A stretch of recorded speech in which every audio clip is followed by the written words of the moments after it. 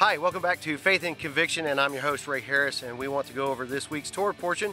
And this time it is Torah portion 16, Parashah 16.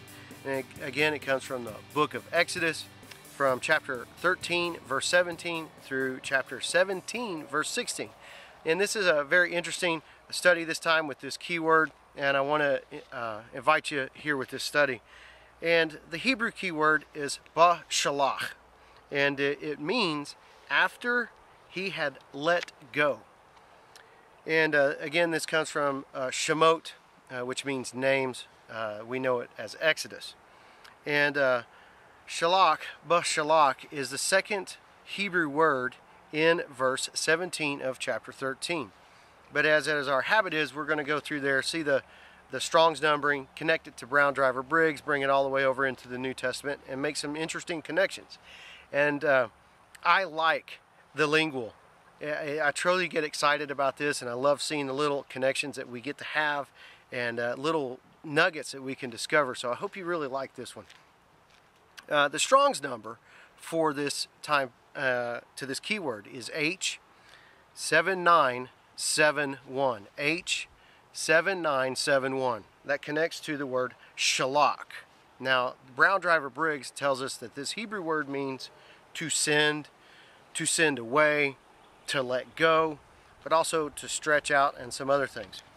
Again, as I have been doing with these videos, check out down below this video on the webpage at faithandconviction.org, and you'll see much more information about the concordance and the definitions and the verses and how all this connects together, which I can't put in the video, but check that out.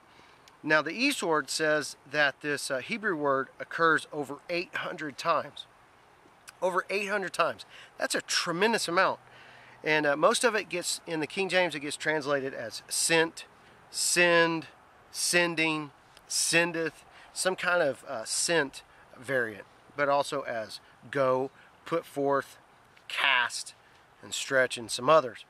But we want to take a look at 3 verses in this section, and then make a connection to the Septuagint, the Greek Old Testament, and bring that over into the New Testament, and I think you'll like what you see. So go with me to Exodus 13 and verse 17, and when you get down to that, we're going to use King James, the Complete Jewish Bible, and then the Jewish Publication Society.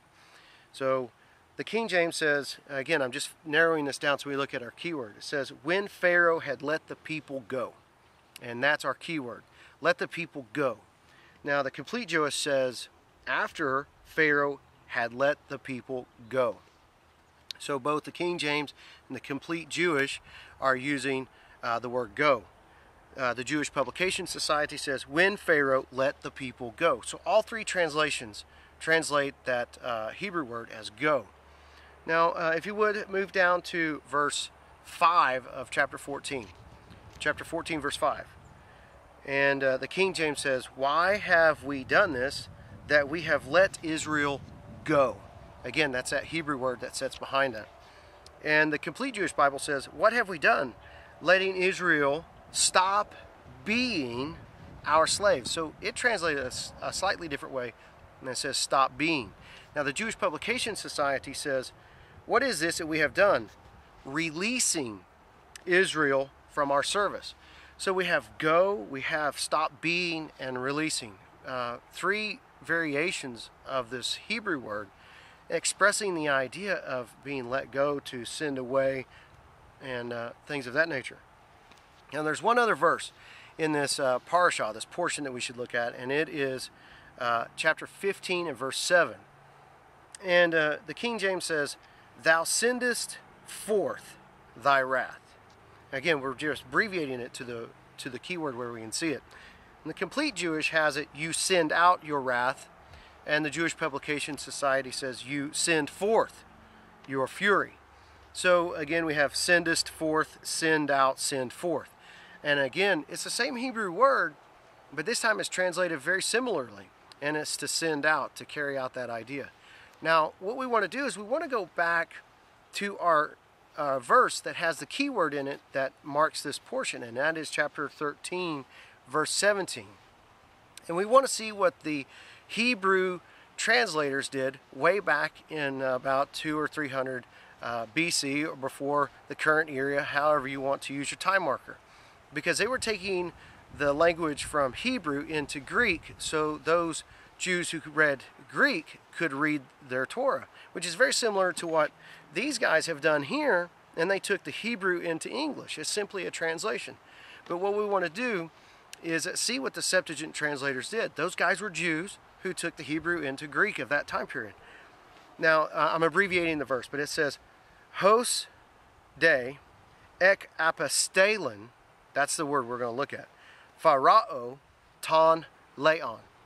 So, loosely translated over is, he sent away, that would be Pharaoh, the people.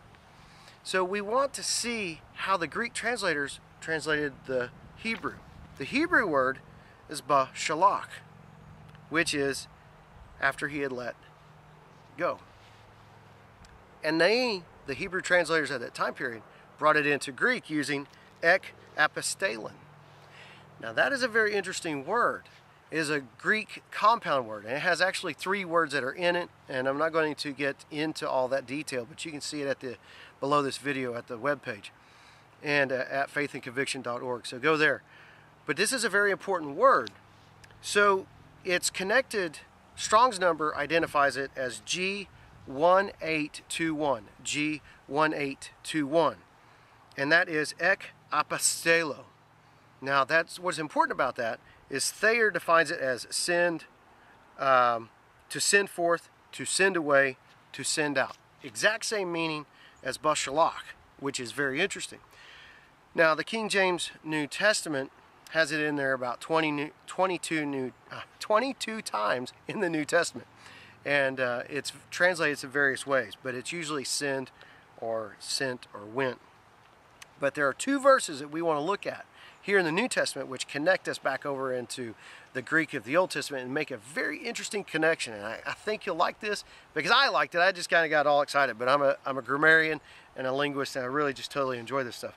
But in Galatians 4:4, of course that's a book written by Paul, the King James has here in that verse, but when the fullness of the time was come, God sent forth, and what sits there is ek apostelen, the exact same Greek word that's used to translate Exodus 13 and verse 17. Ek apostelen, God sent forth his son, made of a woman, made under the law. Now that's very interesting because Paul, an apostle, is using ek apostelen. Now look down there at verse 6 of chapter 4, King James.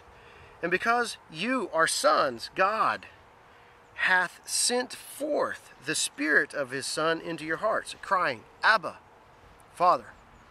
That the English has hath sent forth. The Greek behind it is ek apostelen, the exact same Greek word that's used by the Greek translators for the Old Testament of Exodus 13 and verse 17. Now what's interesting about this word is when you strip away some of these things and you get rid of the prefix ek, you get apostelo. Now what comes from that is also the Greek noun called apostolos.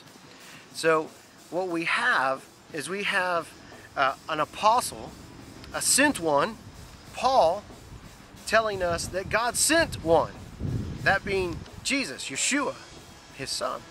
Now this is a fabulous connection because you go back, Pharaoh sent the people away in order for them to serve God, and yet God sends his son. And it's all connected by this word ek apostelen. We can see these things, to send forth. So we can see from Moses that people can send forth, and we can see from Paul that God sends forth, and we can see from this that Paul is an apostle, an apostolos, which goes over to the Greek word apostelo, which is the verb, which all comes around and connects over to the idea of being sent. Now, I don't know how you feel about this, but I think it's cool. I think it's an interesting way of seeing all the words and how they connect, and why Moses is powerful, and why Messiah is powerful, and why they do work together. These things testify to the power of God, why he allows Pharaoh to rise up so he can send the people away so God's power can be seen, and then how God can send forth his son. It's so cool. But this is the power of Moses and the power of Messiah, the testimony of Moses and the testimony of Messiah. The instructions found in Moses and the instructions found in Messiah, all through the languages of the Hebrew, the Greek, and the English.